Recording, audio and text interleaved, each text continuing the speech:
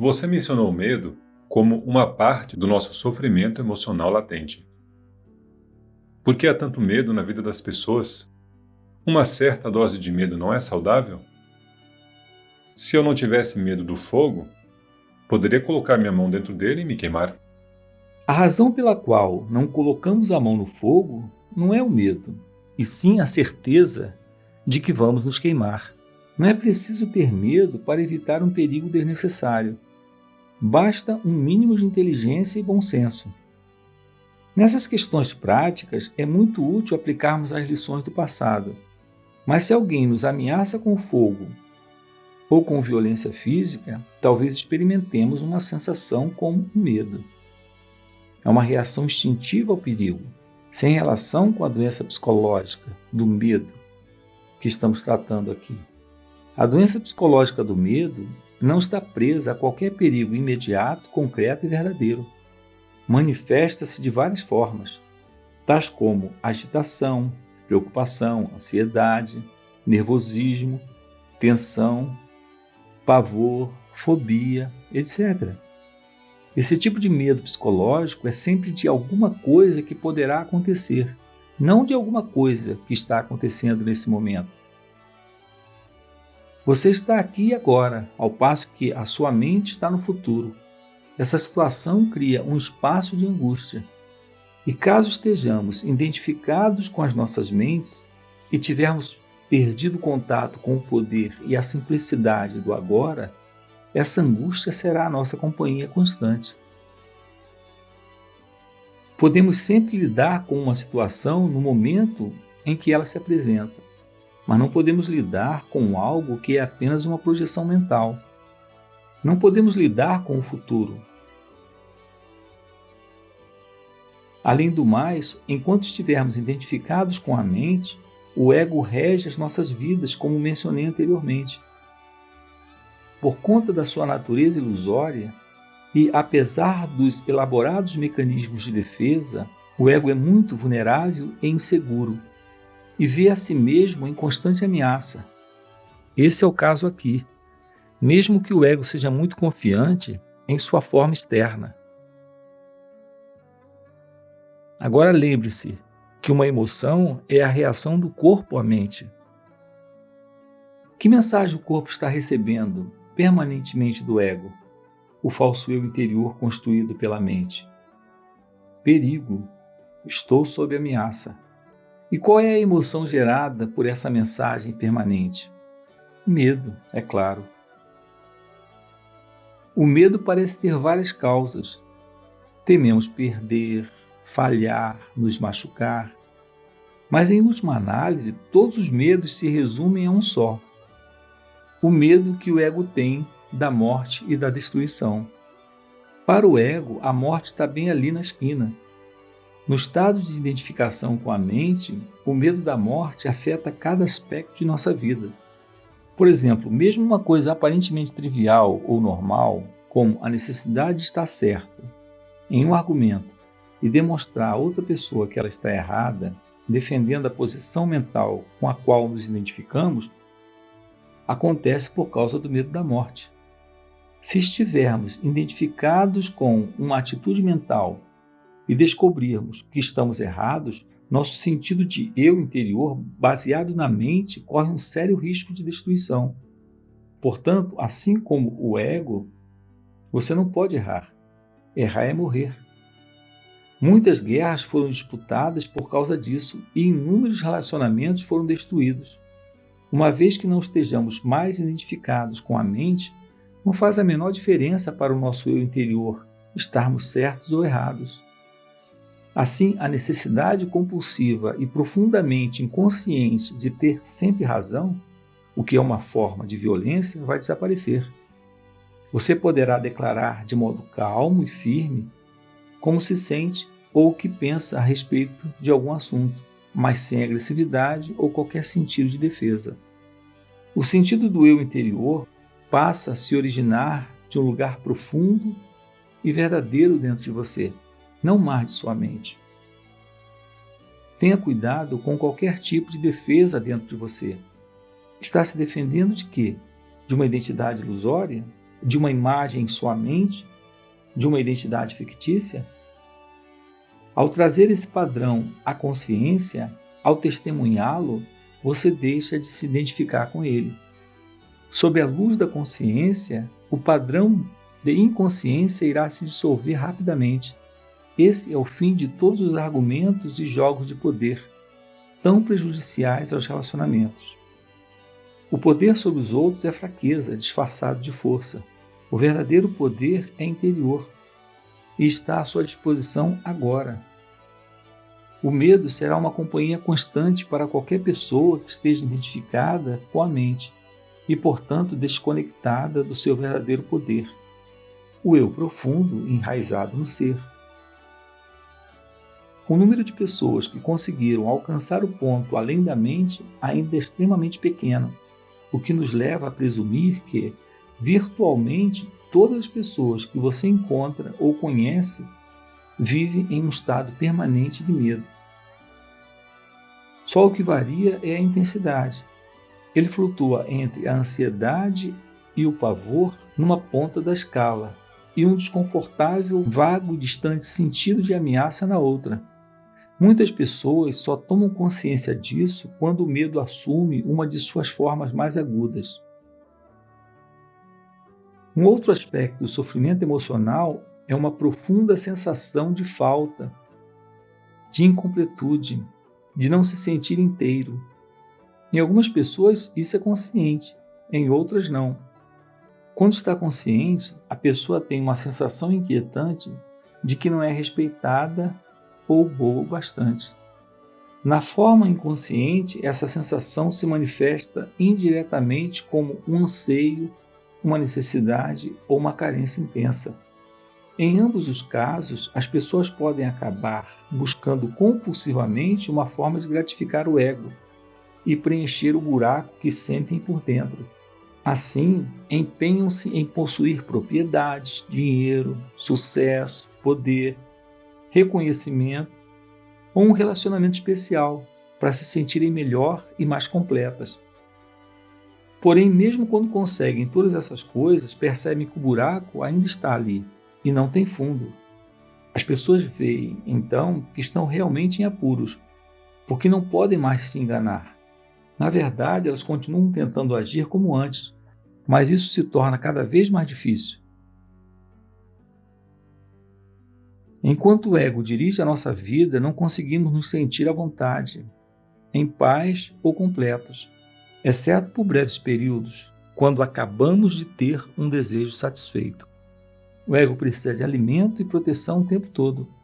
Tem necessidade de se identificar com coisas externas, como propriedades, status social, trabalho, educação, aparência física, habilidades especiais, relacionamentos, história pessoal e familiar, ideais políticos e crenças religiosas. Só que nada disso é você. Levou um susto ou sentiu um enorme alívio? Mais cedo ou mais tarde, você vai ter que abrir mão de todas essas coisas. Pode ser difícil de acreditar, e eu não estou aqui pedindo a você que acredite que a sua identidade não está em nenhuma dessas coisas. Você vai conhecer por si mesmo a verdade, lá no fim, quando sentir a morte se aproximar. Morte significa um despojar-se de tudo que não é você. O segredo da vida é morrer antes que você morra e descobrir que não existe morte.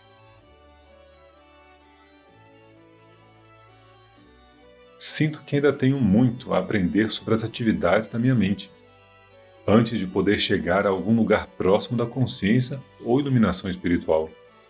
Não tem. Os problemas da mente não podem ser solucionados no nível da mente. No momento em que compreendemos que não somos a nossa mente, não existe muito mais a aprender ou compreender. O máximo que podemos conseguir ao estudar a mente é nos tornarmos bons psicólogos, mas isso não nos levará para além da mente, do mesmo modo que estudar a loucura não basta para criar sanidade. Já entendemos a mecânica básica do estado de inconsciência. Ou seja, quando nos identificamos com a mente, geramos um falso eu interior, o ego, que é um substituto do nosso verdadeiro eu interior enraizado no ser. Passamos a ser um ramo cortado da videira, como Jesus pregou. As necessidades do ego são intermináveis. Ele se sente vulnerável e ameaçado, e, em consequência, vive em um estado de medo e carência. Quando entendemos esse funcionamento anormal da mente, não precisamos examinar todas as suas numerosas manifestações, nem transformá-lo em um problema pessoal complexo. O ego, é claro, adora fazer isso. Está sempre buscando algo em que se apegar para sustentar e fortalecer a ilusão que tem de si mesmo e para juntar aos seus problemas. Essa é a razão pela qual, para muitos de nós, o sentido do eu interior está intimamente ligado aos nossos problemas. Quando isso acontece, a última coisa que desejamos é nos livrar deles, porque isso significaria a perda do eu interior. Por isso, pode existir uma grande parte de investimento inconsciente do ego em mágoa e sofrimento. Portanto, se reconhecermos que a raiz da inconsciência vem da identificação com a mente, o que naturalmente inclui as emoções, estaremos dando um passo para nos livrar da mente. Ficamos presentes. Quando estamos presentes, podemos permitir que a mente seja como é, sem nos deixar enredar por ela. A mente em si é uma ferramenta maravilhosa. O mau funcionamento acontece quando buscamos o nosso eu interior dentro dela e a confundimos com quem somos. É nesse momento que a mente se torna egóica e domina toda a nossa vida. É praticamente impossível deixarmos de nos identificar com a mente. Estamos mergulhados nela, como se ensina um peixe a voar. O segredo está em acabar com a ilusão do tempo. O tempo e a mente são inseparáveis. Tire o tempo da mente e ela para, a menos que você escolha utilizá-lo. Estar identificado com a mente é estar preso ao tempo. É a compulsão para vivermos quase exclusivamente através da memória ou da antecipação.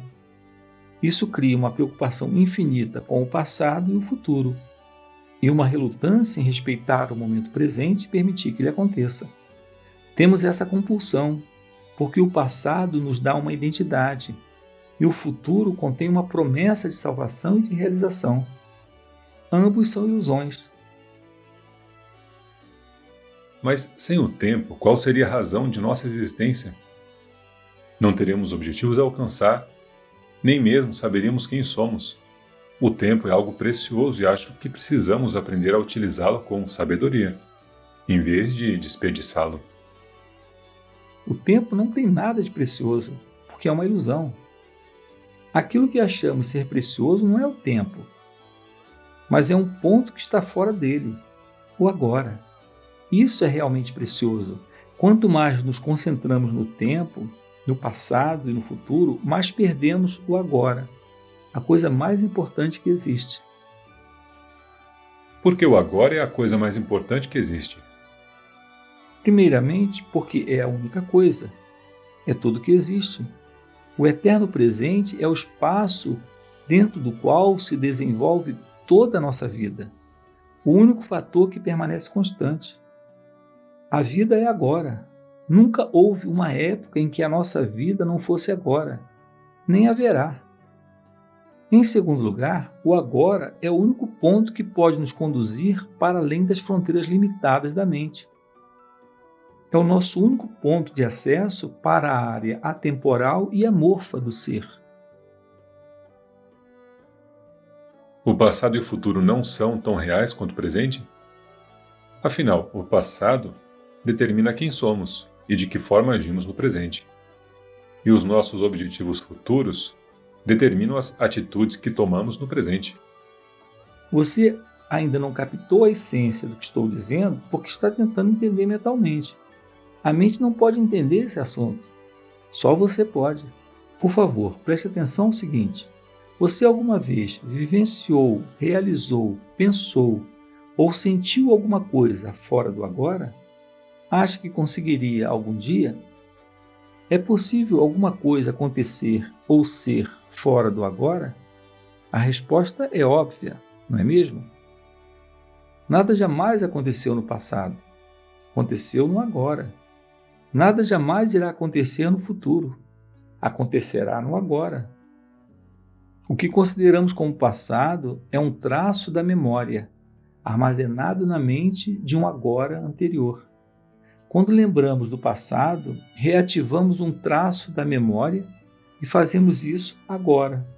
O futuro é um agora imaginado, uma projeção da mente. Quando o futuro acontece, acontece como sendo o agora. Quando pensamos sobre o futuro, fazemos isso no agora. Obviamente, o passado e o futuro não têm realidade própria. Do mesmo modo como a lua não tem luz própria e apenas reflete a luz do sol, o passado e o futuro são apenas um reflexo pálido da luz, do poder e da realidade do eterno presente. A realidade deles é emprestada do agora. A essência dessas afirmações não pode ser compreendida pela mente. No momento em que captamos a essência, ocorre uma mudança na consciência, que passa a desviar o foco da mente para o ser, do tempo para a presença. De repente, tudo parece vivo, irradia energia, emana do ser. Autoconhecimento te revela o silêncio que você é, o mesmíssimo silêncio de Ramana Maharshi, o mesmíssimo silêncio do qual Eckhart Tolle fala. Eckhart Tolle tem uma expressão, ele usa a expressão o poder do silêncio, mas isso não é exclusivo de Eckhart Tolle.